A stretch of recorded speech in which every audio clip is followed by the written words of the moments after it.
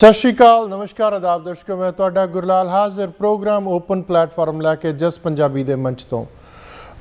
ਦਰਸ਼ਕੋ, ਪਿਛਲੇ ਹਫਤੇ ਜਦੋਂ ਮੈਂ ਪ੍ਰੋਗਰਾਮ ਕਰਕੇ ਗਿਆ ਉਸ ਤੋਂ ਬਾਅਦ ਕਈ ਚੀਜ਼ਾਂ ਨਵੀਆਂ ਵਾਪਰ ਗਈਆਂ।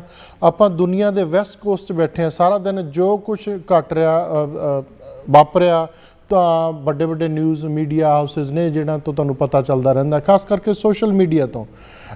ਦਰਸ਼ਕੋ, ਉਸ ਤੋਂ ਬਾਅਦ ਜੇ ਆਪਾਂ ਸਟਾਰਟ ਕਰੀਏ ਤਾਂ ਪੋਜ਼ੀਟਿਵ ਨੋਟ 'ਤੇ ਆਪਾਂ ਸਟਾਰਟ ਕਰਾਂਗੇ। ਉਹ ਹੈਗੇ ਕਿ ਅੱਜ ਏਅਰ ਇੰਡੀਆ ਨੇ ਸ਼੍ਰੀ ਅੰਮ੍ਰਿਤਸਰ ਸਾਹਿਬ ਤੋਂ ਸ਼੍ਰੀ ਨਾਂਦੇੜ ਸਾਹਿਬ ਆਪਦੀ ਫਲਾਈਟ ਸ਼ੁਰੂ ਕਰ ਦਿੱਤੀ ਹੈ।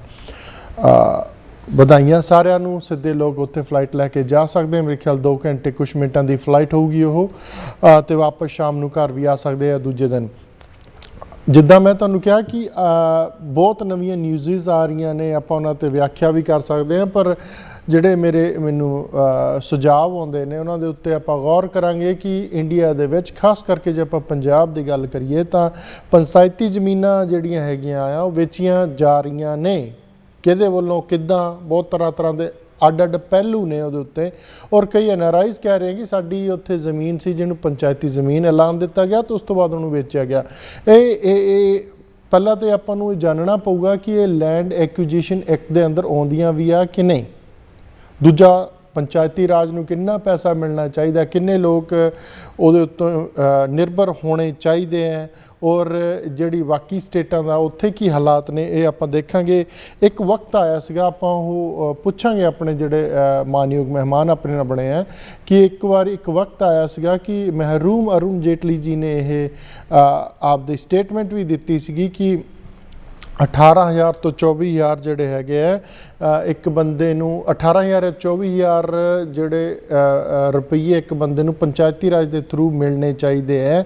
ਇਹ ਸਟੇਟ ਦੀ ਜ਼ਿੰਮੇਵਾਰੀ ਹੈ ਕਿ ਇਹ ਕੇਂਦਰ ਦੀ ਜ਼ਿੰਮੇਵਾਰੀ ਹੈ। ਸਾਰੀਆਂ ਗੱਲਾਂ 'ਤੇ ਝਾਤ ਪਾਉਣ ਨੂੰ ਆਪਣੇ ਨਾਲ ਬਹੁਤ ਹੀ ਮੁਅੱਜ਼ਜ਼ ਮਹਿਮਾਨ ਸੀਨੀਅਰ ਜਰਨਲਿਸਟ ਹਮੀਰ ਸਿੰਘ ਜੀ ਬਣੇ ਹੋਏ ਨੇ ਇੰਡੀਆ ਤੋਂ। ਪਹਿਲਾਂ ਉਹਨਾਂ ਦਾ ਸਵਾਗਤ ਕਰਦੇ ਪੁੱਛਦੇ ਹਾਂ। ਹਮੀਰ ਸਿੰਘ ਜੀ, ਬਹੁਤ ਬਹੁਤ ਸਵਾਗਤ ਜੀ ਪ੍ਰੋਗਰਾਮ ਓਪਨ ਪਲੇਟਫਾਰਮ ਜਸ ਪੰਜਾਬੀ ਦੇ ਮੰਚ ਤੋਂ। ਸ਼ੁਕਰੀਆ ਜੀ, ਬਹੁਤ ਬਹੁਤ। ਸਰ, ਮੈਂ ਹਮੀਰ ਸਿੰਘ ਜੀ, ਬਹੁਤ ਹੰਡਾਇਆ, ਤੁਸੀਂ ਹਰ ਚੀਜ਼ ਦੇਖੀ ਆਪਦੀ ਲਾਈਫ ਦੇ ਵਿੱਚ, ਕਿਉਂਕਿ NRIs ਨੇ ਜੋ ਕੁਐਸਚਨ ਖੜੇ ਕੀਤੇ ਸੀਗੇ। ਪਹਿਲਾਂ ਤਾਂ ਮੈਂ ਦਰਸ਼ਕਾਂ ਦੇ ਸਾਹਮਣੇ ਤੁਹਾਡੇ ਤੋਂ ਮਾफ़ੀ ਮੰਗਦਾ ਕਿ ਪਿਛਲੇ ਹਫਤੇ ਜਿਹੜਾ ਪ੍ਰੋਗਰਾਮ ਆਪਣਾ ਸੈੱਟ ਸੀ ਕੁਛ ਕਾਰਨਾਂ ਕਰਕੇ ਉਹ ਮੁਅੱਤਲ ਕਰਨਾ ਪਿਆ। ਮਾफ़ੀ ਚਾਹੁੰਦੇ ਜੀ ਅਗੇਨ। ਅਤੇ ਅਗੇਨ ਤੁਹਾਡਾ ਬਹੁਤ ਬਹੁਤ ਸਵਾਗਤ। ਅਤੇ ਪਹਿਲਾਂ ਨਾ ਮੈਂ ਇਹਨਾਂ ਚੀਜ਼ਾਂ 'ਤੇ ਜਾਣ ਤੋਂ ਪਹਿਲਾਂ ਇੱਕ ਕੁਐਸਚਨ ਬੜਾ ਇੰਪੋਰਟੈਂਟ ਹੈ ਤੁਹਾਡੇ ਤੋਂ ਪੁੱਛਣਾ, ਕਿਉਂਕਿ ਤੁਸੀਂ ਉੱਥੇ ਵਿਸਰ ਰਹੇ ਹੋ ਇਸ ਟਾਈਮ। ਕਿਸਾਨਾਂ ਦੀਆਂ ਮੰਗਾਂ ਮੰਗੀਆਂ ਗਈਆਂ, ਤਿੰਨੋਂ ਜਿਹੜੇ ਕਾਨੂੰਨ ਉਹਨਾਂ ਨੇ ਵਾਪਸ ਲੈਣ ਦੀ ਤਿਆਰੀ ਕਰ ਲਈ ਹੈ।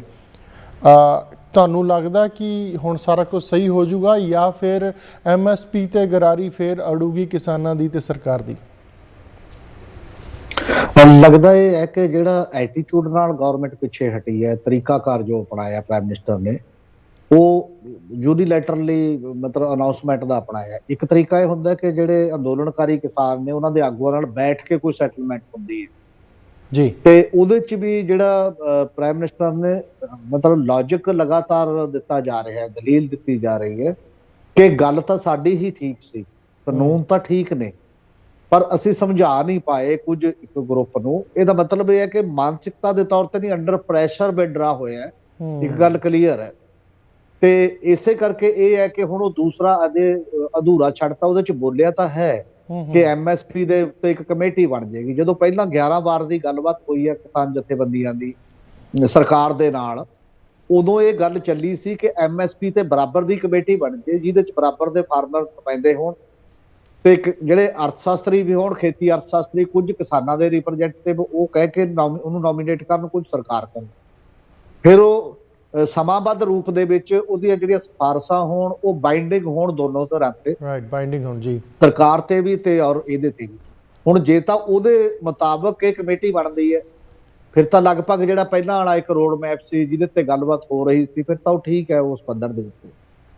ਪਰ ਜਿਹੜਾ ਇੱਕ ਬਿਰਤਾਂਤ ਹੁਣ ਬਣਾਇਆ ਜਾ ਰਿਹਾ, ਅੱਜ ਦੀਆਂ ਖਬਰਾਂ ਨੇ ਜਿਹੜੀਆਂ ਵੱਡੀਆਂ, ਇੱਕ ਉਹ ਸੁਪਰੀਮ ਕੋਰਟ ਨੇ ਕਮੇਟੀ ਬਣਾਈ ਸੀ, ਇੱਕ ਕਿਸਾਨ ਜਥੇਬੰਦੀ ਦਾ ਆਗੂ ਵੀ ਹੈ ਕਿਸੇ ਉਧਰ ਮਹਾਰਾਸ਼ਟਰ ਸਾਈਡ ਤੋਂ, ਛੇਤਕਾਰੀ ਕਿਸਾਨ ਸੰਗਠਨ ਦਾ, ਉਹ ਲਗਾਤਾਰ ਇਹਦੇ ਉਲਟ ਬਿਰਤਾਂਤ 'ਚ ਖੜਾ ਕਰ ਰਹੀ ਹੈ, ਕੀਤੇ ਜਾ ਰਹੇ ਨੇ ਜੀ ਕਿ ਜੀ MSP ਦਾ ਕੋਈ ਦਿੱਤੀ ਨਹੀਂ ਜਾ ਸਕਦੀ। ਕੋਈ ਕਹਿ ਰਿਹਾ ਵੀ ਇਹ ਕਾਨੂੰਨ ਵਾਪਸ ਲੈ ਕੇ ਵੀ ਗਲਤੀ ਕੀਤੀ ਹੈ। ਇਹੋ ਜਿਹਾ ਵੀ ਇੱਕ ਮਾਹੌਲ ਬਣਾਇਆ। ਹੁਣ ਅਜੇ ਇਹ ਅੱਜ ਤਾਂ ਅੱਜ ਮੀਟਿੰਗ ਹੋ ਰਹੀ ਹੈ ਕਿ 24 ਤਰੀਕ ਦੀ ਇੱਥੇ ਕੇਂਦਰ ਕੈਬਨਿਟ ਦੀ, ਉਹਦੇ ਚ 3 ਬਿੱਲਾਂ ਨੂੰ ਤਾਂ ਸ਼ਾਇਦ ਅਪਰੂਵਲ ਮਿਲ ਜਾਏਗੀ ਵਿਡਰਾ ਕਰਨ ਦੀ, ਜਿਹੜਾ ਕਹਿ ਰਿਹਾ 29 ਤਰੀਕ ਤੋਂ ਪਾਰਲੀਮੈਂਟ ਸ਼ੁਰੂ ਹੋ ਰਹੀ ਹੈ। ਉਸ ਮਾਮਲੇ ਦੇ ਵਿੱਚ MSP ਤੇ ਕਿੰਨਾ ਹੁੰਦਾ, ਕਿੰਨੀ ਕਮੇਟੀ ਬਣਦੀ ਹੈ, ਉਹਦੇ ਤੇ ਡਿਸਾਈਡ 27 ਤਰੀਕ ਨੂੰ ਕਿਸਾਨ ਮੋਰਚੇ ਨੇ ਕਰਨਾ। ਪਰ ਮੈਨੂੰ ਇਹ ਲੱਗਦਾ ਕਿ ਅਜੇ ਵੀ ਇੱਕ ਪਹਿਲੇ ਪੜਾਅ ਤੇ ਇਹ ਬਹੁਤ ਵੱਡੀ ਜਿੱਤ ਹੈ ਕਿਸਾਨ ਅੰਦੋਲਨ ਦੀ। ਪਹਿਲੀ ਵਾਰ ਹੈ ਸਾਰੇ ਲੋਕ ਮਹਿਸੂਸ ਕਰਦੇ ਨੇ ਕਿ ਜਿਹੜਾ ਪ੍ਰਧਾਨ ਮੰਤਰੀ ਨੋਟਬੰਦੀ ਤੋਂ ਸ਼ੁਰੂ ਹੋ ਕੇ ਹਰ ਚੀਜ਼ ਬਦਲੀ, ਨੋਟਬੰਦੀ ਆਈ, UAPA, NIA, CAA ਤੇ ਉਸ ਤੋਂ ਬਾਅਦ ਸਾਰੇ ਕਿਰਤ ਕਾਨੂੰਨ ਬਦਲੇ ਤੇ ਵੱਖ-ਵੱਖ ਪਰ ਕਿਤੇ ਵਾਪਸ ਦੀ ਗੁੰਜਾਇਸ਼ ਨਹੀਂ ਰਹੀ।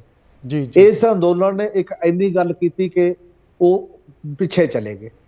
ਅਜੇ ਇਹ ਸੋਚਿਆ ਜਾ ਰਿਹਾ, ਕਿਸਾਨ ਅੰਦੋਲਨ ਦੇ ਆਗੂ ਵੀ ਇਹ ਸੋਚ ਰਹੇ ਨੇ ਕਿ ਇਹਦੇ ਨਾਲ ਅੰਦੋਲਨ ਖਤਮ ਨਹੀਂ ਹੋਊਗਾ।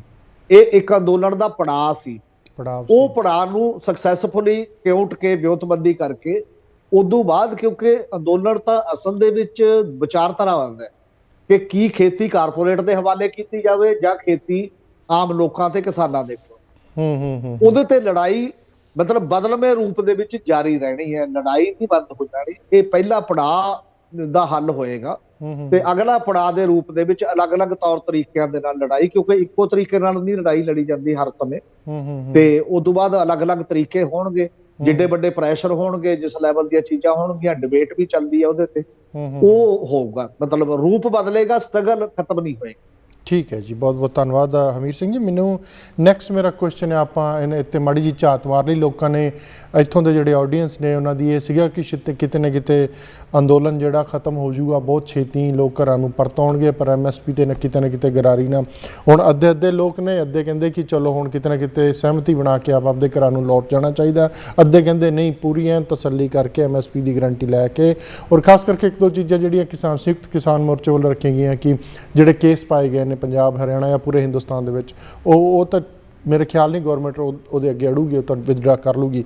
ਐਨੀਵੇ ਹਮੀਰ ਸਿੰਘ ਜੀ, ਮੈਨੂੰ ਇਹ ਦੱਸੋ ਕਿ ਇੱਥੇ ਲੋਕ NRIs ਨੇ, ਹਰੇਕ ਦੀ ਜ਼ਮੀਨ ਜਾਇਦਾਦ ਹੈ ਪਿੱਛੇ, ਪਹਿਲਾਂ ਮੈਨੂੰ ਇਹ ਦੱਸੋ ਕਿ ਲੈਂਡ ਐਕੁਜੀਸ਼ਨ ਐਕਟ ਇਸ ਟਾਈਮ ਕਿੱਥੇ ਸਟੈਂਡ ਕਰਦਾ, ਇਹਦਾ ਮਤਲਬ ਕੀ ਹੈ? ਅਸਲ 'ਚ ਲੈਂਡ ਐਕੁਜੀਸ਼ਨ ਐਕਟ ਬੜੇ ਸਾਲਾਂ ਬਾਅਦ ਬਦਲਿਆ, 100 ਸਾਲ ਤੋਂ ਵੀ ਪੁਰਾਣਾ ਇੱਕ ਐਕਟ ਸੀ ਪਹਿਲਾਂ, ਇਹ 2013 'ਚ ਨਵਾਂ ਬਣਿਆ ਇਸ ਭਾਰਤ ਦੇ ਵਿੱਚ ਲੈਂਡ ਐਕੁਜੀਸ਼ਨ ਐਕਟ। ਉਹਦੇ 'ਚ ਬਿਨਾਂ ਸ਼ੱਕ ਕੁਝ ਕਲੌਜਜ਼ ਬੈਟਰ ਆਈਆਂ ਸੀ ਮੁਕਾਬਲਤਨ ਪਹਿਲਾਂ ਦੇ ਮੁਕਾਬਲੇ, ਜਿਹਨੂੰ ਮੋਦੀ ਸਰਕਾਰ ਨੇ 2015 ਦੇ ਵਿੱਚ ਤਿੰਨ ਵਾਰ ਆਰਡੀਨੈਂਸ ਕੀਤਾ ਉਹਨਾਂ ਨੂੰ ਤਬਦੀਲ ਕਰਨ ਦੇ ਲਈ, ਪਰ ਰਾਜ ਸਭਾ ਦੇ ਵਿੱਚ ਮੈਜੋਰਟੀ ਨਾ ਹੋਣ ਕਾਰਨ ਉਹ ਅਪਰੂਵ ਨਹੀਂ ਹੋਈਆਂ। ਮਤਲਬ ਲੈਪਸ ਹੋ ਗਿਆ ਆਰਡੀਨੈਂਸ, ਕਾਨੂੰਨ ਨਹੀਂ ਬਣ ਪਾਏ, ਕਾਨੂੰਨ 'ਚ ਸੋਧ ਨਹੀਂ ਹੋਈ। ਉਹਦੇ 'ਚ ਕੀ ਸੀਗਾ, 2-3 ਜਿਹੜੇ ਨਵੀਆਂ ਚੀਜ਼ਾਂ ਨੇ ਲੈਂਡ ਐਕੁਜੀਸ਼ਨ ਦੇ ਵਿੱਚ।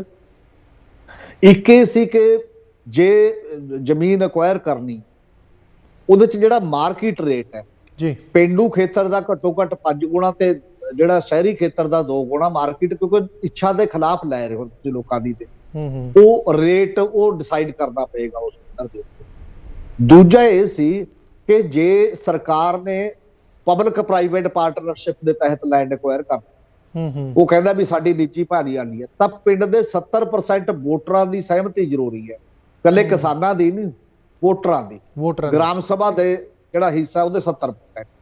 ਜੇ ਨਰੋਲ ਪ੍ਰਾਈਵੇਟ ਨੂੰ ਲੈ ਕੇ ਦੇਣੀ ਹੈ ਕਿਸੇ ਨੂੰ, ਤਾਂ 80% ਵੋਟਰਾਂ ਦੀ ਸਹਿਮਤੀ ਜ਼ਰੂਰੀ ਹੈ, ਪਿੰਡ ਦਿਆਂ ਦੀ ਵੀ ਸਹਿਮਤ ਕਰਾਉਣਾ ਜ਼ਰੂਰੀ ਹੈ ਕਿ ਹਾਂ ਕੋਈ ਗੱਲ ਨਹੀਂ ਸਾਡੀ।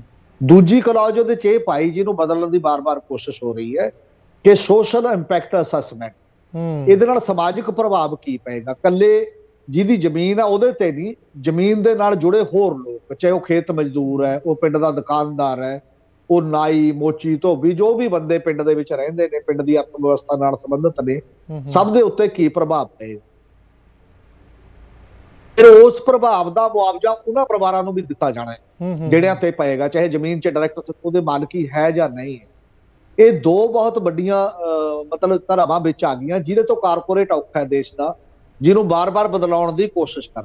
ਹੁਣ ਇਹਨਾਂ ਨੇ ਕੀ ਕੀਤਾ ਕਿ ਸੂਬਿਆਂ ਬਾਈ ਜੋ ਬਦਲਣਾ ਸ਼ੁਰੂ ਕਰਤਾ, ਜਿੱਥੇ ਬੀਜੇਪੀ ਦੀਆਂ ਸਟੇਟਾਂ ਨੇ, ਲਗਭਗ 6-7 ਸਟੇਟਾਂ ਦੇ ਵਿੱਚ ਇਹ ਚੀਜ਼ਾਂ ਬਦਲ ਦਿੱਤੀਆਂ ਗਈਆਂ। ਜਿਵੇਂ ਆਪਣੇ ਨੇੜੇ ਹਰਿਆਣੇ 'ਚ ਬਦਲ ਦਿੱਤੀ ਗਈ ਹੈ, ਜਿਵੇਂ ਇਦੋਂ ਪਹਿਲਾਂ ਰਾਜਸਥਾਨ 'ਚ ਬਦਲ ਦਿੱਤੀ ਗਈ ਹੈ, ਕਿਉਂਕਿ ਕੇਂਦਰ ਨਹੀਂ ਬਦਲ ਰਿਹਾ, ਉਸ ਸੂਬੇ ਨੂੰ ਕਹਿਤਾ ਕਿ ਤੁਸੀਂ ਆਪਣੇ ਢੰਗ ਨਾਲ ਕੁਝ ਇਹਦੇ 'ਚ ਸੋਧਾਂ ਕਰੋ। ਸੂਬੇ ਉਸ ਪਾਸੇ ਅਜੇ ਪੰਜਾਬ 'ਚ ਨਹੀਂ ਉਹ ਚੀਜ਼ ਬਦਲੀ ਜਾ ਸਕਦੀ, ਕਿਉਂਕਿ ਪੰਜਾਬ 'ਚ ਬੀਜੇਪੀ ਗਵਰਨਮੈਂਟ ਨਹੀਂ ਹੈ, ਉਸ ਪੱਧਰ ਦੇ ਉੱਤੇ ਅਜੇ ਛੇੜਛਾੜ ਨਹੀਂ ਹੋਈ। ਪਰ ਹੁਣ ਕਰ ਕੀ ਲਿਆ ਇਹਨਾਂ ਨੇ, ਇੱਕ ਤਰੀਕਾ ਕੀ ਅਪਣਾ ਲਿਆ, ਕਿਉਂਕਿ ਜਿਹੜੀ ਪ੍ਰਾਈਵੇਟ ਐਵੇਂ ਨਿੱਜੀ ਜ਼ਮੀਨ ਹਾਸਲ ਕਰਨਾ ਔਖਾ ਕੰਮ ਹੋ ਗਿਆ ਪਹਿਲਾਂ ਨਾਲ, ਐਕਵਾਇਰ ਕਰਨਾ।